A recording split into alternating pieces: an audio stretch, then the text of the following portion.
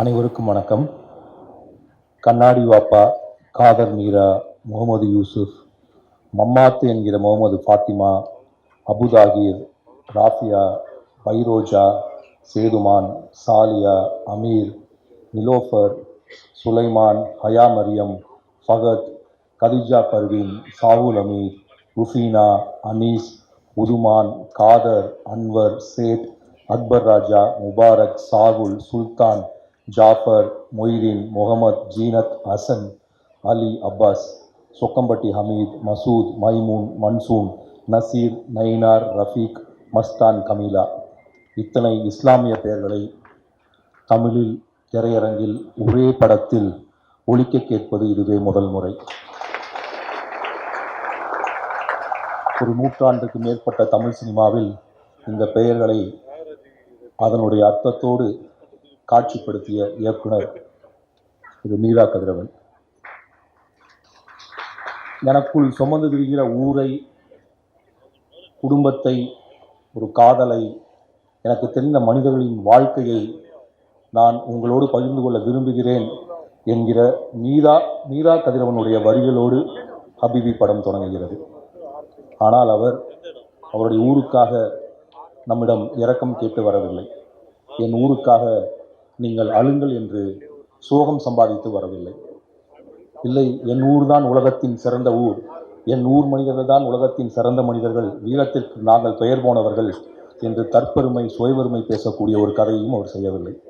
இல்லை, என் ஊரில் ஒருவன் இருந்தான், அவன்தான் உலகத்தின் மகா கதாநாயகன், அவன் எல்லா தடைகளையும் தாண்டி எல்லாவற்றையும் வெற்றி பெற்றான் என்று ஒரு கதாநாயகனுக்கு சொல்லக்கூடிய ஒரு கதையும் அவர் சொல்லவில்லை. இல்லை, வெற்று அரசியல், நேரடி அரசியல் பேசி திரையரங்கில் கைதட்டி வாங்கக்கூடிய வசனங்களையும் எழுதக்கூடிய ஆர்வமும் அவருக்கு இல்லை. ஆக மீரா கதிரவன் என்னதான் செய்கிறார்? நம் கரம் பிடித்து அவருடைய ஊருக்கு கூட்டிச் செல்கிறார். அந்த ஊர் நம்முடைய ஊரை போலதான் இருக்கிறது. அந்த ஊருக்கும் நம்முடைய ஊருக்கும் பெரிதாக எந்த வித்தியாசமும் இல்லை. வேண்டுமானால் வெகு நாட்களாக நாம் அவர் ஊருக்கு செல்லவில்லை, இல்லையெனில் அவர் ஊருக்கு சென்றதே இல்லை. அந்த ஊரினுடைய வட்டார வழக்கை நமக்கு அறிமுகப்படுத்துகிறார். அது திருநெல்வேலியில் மற்ற வட்டார வழக்கை போலதான் இருக்கிறது. வேண்டுமென்றால் 2-3 வேறு துலாம் அது மாதிரியான வார்த்தைகள் இருக்கலாம். வட்டார வழக்கிலும் எந்த வித்தியாசமும் இல்லை. மதராசா என்கிற அந்த காட்சி, மதராசா என்கிற அந்த பள்ளிக்கூடம் எப்படி இருக்கும் என்கிற காட்சி எனக்கு தெரிந்து தமிழ் திரையுலகத்தில் நான் பார்த்தவரை இதுதான் முதல் முறை.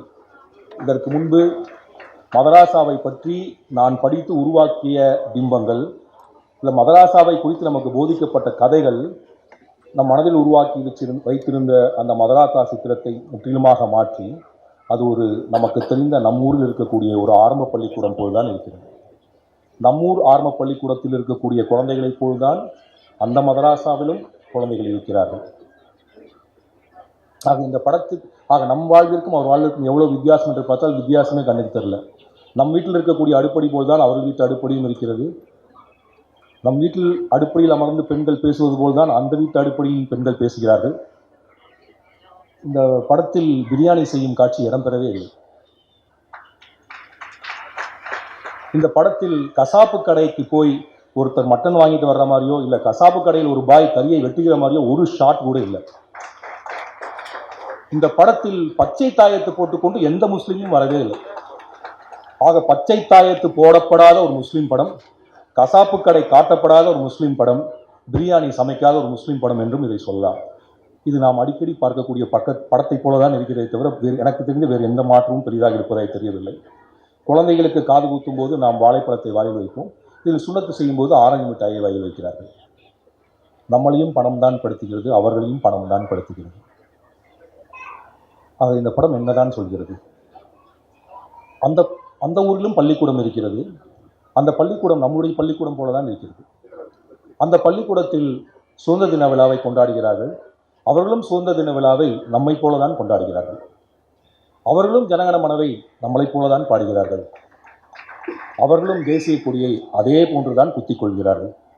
ஆக எந்த பெரிதான மாற்றமும் இல்லாத ஒரு உலகத்தை, ஒரு ஊரை நமக்கு அறிமுகப்படுத்துவதன் மூலமாக மீரா நம்மிடம் சொல்வது, நாம் எல்லாம் ஒரு தாய் வயிற்று பிள்ளைகள். ஹபீபி என்கிற படம் அதைத்தான் நிறுவுகிறது. இதுவரைக்கும் இஸ்லாமியர்கள் குறித்தும் இஸ்லாமிய கருத்தாக்கங்கள் குறித்தும் இஸ்லாமிய பெண்கள் குறித்தும் உருவாக்கப்பட்டிருந்த மொத்த சித்திரத்தையும் மாற்றக்கூடிய, தூக்கி எறியக்கூடிய, அதை நம் மனதிலிருந்து முற்றிலும் அகற்றக்கூடிய ஒரு படம் தான் ஹபீபி. இந்த படம் இதுவரை நம் மனதில் இருந்த எல்லாவற்றையும் மாற்றிவிடும். இதுவரைக்கும் நம்ம என்ன நினச்சிட்டு இருந்தோம்னா, பொதுவாகவே தமிழ் சினிமாவில் பெண்களை ஒரு மாதிரி தான் காட்டுவோம். ஆனால் இஸ்லாமிய பெண்கள்லாம் நம்ம என்ன நினச்சிருந்தோம்னா, அவங்க வீட்டுக்குள்ளேயே இருப்பாங்க, வெளில வந்தால் கூட முகத்தை மூடிக்குவாங்க, அவங்க ஆண்கள்கிட்ட பேசலாம் கூட மாட்டாங்க, அவங்களுக்கு காதல்லாம் வராது, அவங்க எழுத்தே பேச மாட்டாங்க, அவங்க முடிவே எடுக்க மாட்டாங்க அப்படின்னு நினச்சிட்டு இருந்தால் இந்த படத்தில் எல்லாமே தலைகளாக இருக்குது. இதை விளம்பரத்தில் பார்த்தா கூட எனக்கு தெரிஞ்சு இப்படி ஒரு வேறு தமிழ் படம் விளம்பரம் வந்திருக்கான்னு தெரியல. 3 ஆண்கள் 8 பெண்களா, 7 பெண்களோ 8 பெண்களோ, எனக்கு தெரிஞ்சு இப்படி ஒரு போஸ்டர் நான் இப்படி பார்க்குறேன். ஆண்கள் குறைவாகவும் பெண்கள் அதிகமாகவும் இருக்கக்கூடிய போஸ்டரை ஒரு மீரா நம்ம கொடுத்துருக்கிறார். ஆக இது எப்படி சொல்லலாம், இது இந்த படம் என்ன கொடுக்கும் உங்களுக்கு அப்படின்னு நான் என்ன சொல்கிறேன்னா, இந்த படம் கண்டிப்பாக இது ஒரு காதல் கதை அல்ல, ஆனால் காதல் இருக்கிறது. இது ஒரு தனி மனிதனின் கதை அல்ல. இன்னும் மீரா வார்த்தையில் சொல்ல போனால் கண்ணாடி வாப்பா குடும்பத்தின் 8வது தலைமுறை பற்றியான ஒரு படம். கண்ணாடி வாப்பா குடும்பத்தின் 8வது தலைமுறை பார்ப்பதன் மூலியமாக நாம் மீராவின் ஊரையும் மீராவின் மனிதர்களையும் நம்மால் பார்க்க முடிகிறது. அப்படி பார்க்கும்போது நமக்கு என்ன தோன்றுகிறது என்றால், நாம் நினைத்திருந்த அனைத்தும் பொய். நாம் இஸ்லாமியர்களை குறித்து புது புத்தியில் வைத்திருக்கும் அனைத்தும் பொய் என்பதை இந்த படம் ஆணித்தரமாக நிறுவுகிறது. ஸோ இந்த படத்தை என்னவென்று நிறைய பேர் சொன்னாங்க, இது ஒரு மிஸ்கின் சொன்னார், இது இஸ்லாமிய படம் அப்படின்னு சொல்ல வேண்டாம் அப்படின்னு சொன்னார், அப்படி பிரிக்க வேண்டாம்னு சொன்னார். அதில் பிரிக்கையில் என்ன தப்பு இருக்குன்னு எனக்கு தெரியல. அது ஒன்றும் பிரிப்பு கிடையாது. தமிழில் வெளிவந்திருக்கக்கூடிய, வெளிவரப்போகிற முதல் அசல் தமிழ் இஸ்லாமிய சினிமா இதுதான். தமிழில் தலித் சினிமா இருக்கும் பொழுது, தமிழில் வெவ்வேறு வகையான சினிமாக்கள் இருக்கும்போது ஏன் ஒரு இஸ்லாமிய சினிமா இருக்கக்கூடாது? இந்த படம் எடுக்கிறப்ப எல்லாரும் என்னென்னா ரொம்ப ஈஸி நினைக்கிறாங்க. இல்லை, ஒரு 5 வருஷமாக எடுத்துகிட்டு இருக்காரு மீரா. இந்த படத்தை 5 வருடம் இப்போ யோசிப்பாங்க, நீங்கள் 5 வருஷமாக அந்த படத்தை நடிச்சிட்டு இருக்கீங்கன்னு நினைக்கிறேன். ஆக்சுவலாக ரொம்ப எப்படி உடம்பை மெயின்டைன் பண்ணீங்கன்னு தெரியல. எனக்கு உங்கள் பேர் அபுன்னு தான் ஞாபகம் இருக்குது, உங்களுடைய நிஜ பேர் மறந்துச்சு சார். நான் கூட என்ன நினைக்கிறேன்னா, இனிமேல் உங்கள் பேர் எனக்கு கஸ்தூரிராஜான்னு ஞாபகம் இருக்காது, நீங்கள் எடுத்த அந்த நாட்டுப்புற பாட்டு எனக்கு ஞாபகம் இருக்காது, நீங்கள் தனுஷோட அப்பான்னு கூட எனக்கு ஞாபகம் இருக்காது. எனக்கு நீங்கள் இனிமேல் யூசுஃப் தான். உங்களை இனிமேல் உள்ள தமிழ் சினிமா என்னுடைய நினைவில் நான் யூசுஃபாக மட்டும்தான் பார்த்தேன். அதுக்கு தேசிய விருது கிடைக்குது கிடைக்கல, பாராட்டல, இது மாதிரி ஒன்று இதை பார்த்ததே இல்லை sir. Hats off to you. And நீங்கள் இனிமேல் யூசுஃப் தான், உங்களுடைய பேர் மாற்றப்பட்டதுங்கிறதா அர்த்தம். இப்போ சேரன் சார் சொன்னார், என் பேர் நான் கொஞ்சம் சம்சுதின்னு நினச்சிட்டு இருந்தேன்னு சொன்னார். நான் இப்படி சொல்கிறேன், உங்கள் பேர் சம்சுதீனாக இருந்தாலும் சரி, உங்கள் பேர் சேரனாக இருந்தாலும் சரி, உங்கள் பேர் ராமாக இருந்தாலும் சரி, உங்கள் பேர் கஸ்தூரிராஜாக இருந்தாலும் சரி, உங்கள் பேர் மீரா கதிரவனாக இருந்தாலும் சரி, இல்லாட்டி மீரா கதிரவன் இயல்பு பேரான அபுல் ஹசனாக இருந்தாலும் சரி, இந்த படம் உங்களுக்கு ஒன்றை சொல்லும். நாம் அனைவரும் ஒன்று, நம் காதல் ஒன்று, நம் குணம் ஒன்று, நாம் அனைவரும் மனிதர்கள், நாம் அனைவரும் தமிழர்கள் என்பதை சொல்லும். இது ஒரு அசல் தமிழ் இஸ்லாமிய சினிமான்னு சொல்லிட்டு இன்னொன்று நான் சொல்ல விரும்புகிறேன். நான் ஒரு தமிழ் இலக்கியம் படித்தேன். நான் சைவ இலக்கியமும் படித்தேன், வைண இலக்கியமும் படித்தேன், சீரா புராணமும் படித்தேன், ரட்சணி யாத்திரையும் படித்தேன்.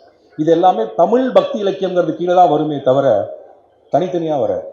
ஆனால் இப்படி சொல்லலாம், தமிழில் இதுவரை பதியப்படாத ஒரு புதிய வாழ்வியலை பதிவு செய்யக்கூடிய ஒரு தமிழர் வாழ்வியல் படம் அப்படிங்கிறத சொல்லலாம். இது ஒரு மிக முக்கியமான ஒரு விஷயமா நான் பார்க்குறேன். ஏன்னா தமிழில் வெவ்வேறு வட்டார வழக்கு பேசுவோம், அப்படி இஸ்லாமியர்கள் பேசுகிற ஒரு வட்டார வழக்கு புது வழக்கு. ஸோ இத்தனை சிறப்பு உடைய இந்த படத்துக்கு நிறைய பேர் சொன்னாங்க, இவ்வளோ மீரா சொன்னார், கொஞ்சம் வெயிட் பண்ணுங்கள், கடைசியாக பேசுங்க. எனக்கு தெரிஞ்ச நிகழ்ச்சி தொடங்கி 5 மணி நேரம் ஆயிடுச்சுன்னு நினைக்கிறேன். 6 மணிக்கு தொடங்கணும், மீடியாலாம் வெயிட் பண்ணுறாங்க. கண்டிப்பாக 5 மணி நேரம் அதீத காலம்தான். ஆனால் 5 வருடம் ஒரு இயக்குனர் ஒரு படத்திற்காக காத்திருக்கிறார் என்றால் அவர் எத்தனை எதிர்ப்புகளை சந்திப்பார்.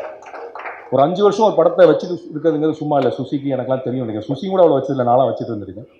தூக்கம் வராது, நைட்டில் படுத்தா கோபம் தான் வரும், பசி வராது, தொப்பை பெருசாகும். மீரா எனக்கு தெரிஞ்சு படம் ஆரம்பிக்கிறதோட தொப்பை பெருசாக இருக்கும்னு நினைக்கிறேன். நிறைய பேர் நினச்சிவாங்க சினிமாக்காரன் குடிச்சு தொப்பை வரும். இல்லை, தூங்காமல் வர தொப்பை தான். படம் ரிலீஸ் ஆகிறப்ப சுகர் கூடும், தூக்கம் வராது, வீட்டிலேயே சந்தேகம் வரும். சார்ட்டையும் கூட கேட்டிருப்பாங்க வீட்டில், சார் என்ன சார் ஒரு படம் நடிச்சேன்னு போனீங்க, எப்போ வரும்? பார்க்குறவங்கலாம் கேட்பாங்க, எப்போ என்னாச்சு படம், ஏன் படம் வரலையா, என்ன பிரச்சனை? இத்தனை கேள்விகளுக்கும் பதில் சொல்லி ஒவ்வொரு இரவுலையும் அந்த படத்துக்கு எதிரான கருத்தை யாரோ ஒருவர் உங்களிடம் சொல்லி கொண்டே இருப்பார். அந்த சீன் ஒர்க் ஆகலை, அந்த ஷார்ட் ஒர்க் ஆகலை, அதை மாற்றிட்டீங்கன்னா, நீங்கள் ஹீரோவை மாற்றிங்கன்னா படம் ஓகே ஆயிரும் அப்படின்னு சொல்லுவாங்க. இந்த படத்தில் ரொம்ப நல்லா நடிச்சிருக்கீங்க, வேறு யாரை போட்டிருந்தாலும் அது அப்படி வந்திருக்காரு. இப்படி இப்படி என்னென்னமோ கருத்துக்கள் வந்துகிட்டே இருக்கும். மியூசிக் டேரக்டர் போவோம். மியூசிக் டேரக்டரை பொறுத்த வரைக்கும் அது ஒர்க், அவர் போஸ்ட் ப்ரொடக்ஷன் வந்து சேருவார். அவருக்கு 5 விட காத்திருப்பு தெரியாது. ஆனால் நீங்கள் ரொம்ப நல்லா ஹெல்ப் பண்ணியிருக்கீங்க சார். உங்களுடைய music will take this movie to ஒரு மெயின் ஸ்ட்ரீம் ஆடியன்ஸ் இன்னும் பக்கத்தில் கொண்டு போகும். உங்களால் I can feel the emotion. ஆனால் நான் மீராவை தான் ரொம்ப இதாக சொல்லுவேன். ஏன்னா இதில் நிறைய பேர் நிறைய இடங்களில் வந்து இந்த படத்தை தோல் கொடுத்துருக்காங்க. கஸ்தூராஜா சார் சொன்ன மாதிரி அனைத்து புகழும் இறைவனுக்குன்னு சொன்ன அனைத்து புகழும் மீரா கதிரவனுக்கு இந்த படத்தை பொறுத்த வரைக்கும். ஸோ இதை நான் வந்து ரொம்ப ட்ரமாட்டிக். இப்போ மீரா வந்து எனக்கு இந்த படத்தில் கிட்டத்தட்ட ஒரு 2 வருஷமாக மீரா கூட இருக்கேன். சுரேஷ் காமாட்சி என்னை வந்து மறக்க முடியாது. இந்த படத்தில் ஒரு நிலை வந்து அது அடுத்த இடத்துக்கு போகிறப்ப அதுக்கு உறுதுணையாக அவர் வந்து V house production Suresh Kamatchi sir. அவர் வந்து இந்த படத்துக்கு ஒரு நம்பிக்கையை வெளியில் மார்க்கெட்டில் க்ரியேட் பண்ணார்.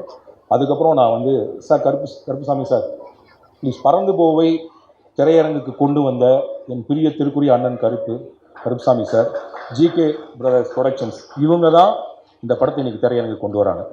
இவங்க இல்லைன்னா இந்த படம் இவ்வளோ சிறப்பாக ஒரு க்ரீன் பார்க்கில் ஆடியோ லான்ச் நடத்தி கிட்டத்தட்ட 180 தேட்டர் 200 தேட்டர் எய்ம் பண்ணிகிட்ருக்கேன்னு சொல்கிறாரு. பறந்து போ அவருடைய முதல் படம், ஹபீபி அவருடைய 2வது படம். ஸோ அவருடைய ரசனை வந்து ரொம்ப வியத்தகு ஒரு ரசனை. நான் வந்து படம் பார்த்தாரு, நான் பண்ணுறேன்னு ஒரே வரியில் சொல்லிட்டு போயிட்டார். அது மேலே எந்த பேச்சுமே இல்லை. இன்றைக்கி இந்த படம் இவ்வளோ திடமாக வருவதற்கு ஒரு மிக முக்கியமான காரணம். ஸோ மீரா கதிரவனும் ஹபீபியும் வெற்றியடைவதற்கு நான் துவா செய்கிறேன். நன்றி, வணக்கம்.